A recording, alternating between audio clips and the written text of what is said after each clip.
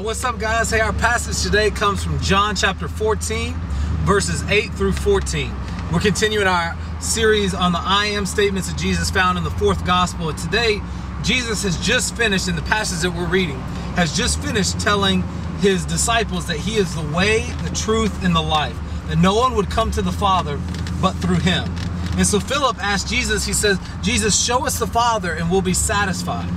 And Jesus' response is how can you ask that? Do you not know who I am? Do you not believe that I am who I say I am? That if you've seen me, you've seen the Father. That because of the relationship between Jesus and God is so unique, it's such that to know Jesus is to know God. That it's easy to think that for them that before they knew God in this way that was through faithfulness to the law and faithfulness to the covenant. They knew facts about God, but it wasn't a relationship with God like we are able to have today, and we're able to have that today because of Jesus. And so as they're trying to figure out, will you show us God? Will you show him to us and we'll be satisfied? Jesus says, no. If you know me, you know the Father. And it's easy to think a lot of times that if we know facts about God or we know facts about Jesus, that it's the same as knowing him, when the reality is nothing could be further from the truth.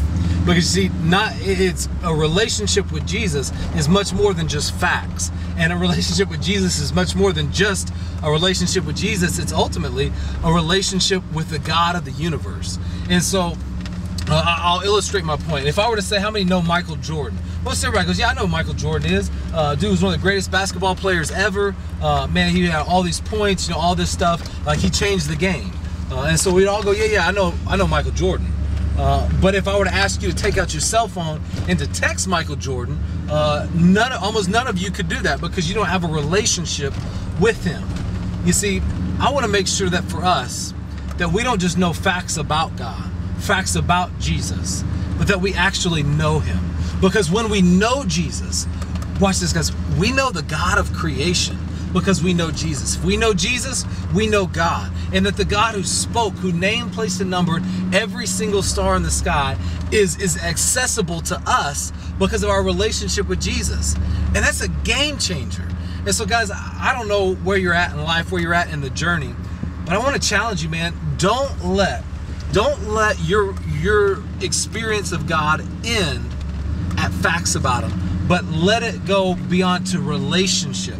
And that relationship is made possible with God, and it begins with a relationship with Jesus. Our memory verse this week is John chapter 14, verse 6. Jesus said, I am the way, the truth, and the life. No one comes to the Father except through me. Memorize it. Put that into practice this week, man. Dig deep. Take some time alone and just think about what it means to be able to be in relationship with the God of creation. I love you guys. I look forward to talking to you soon.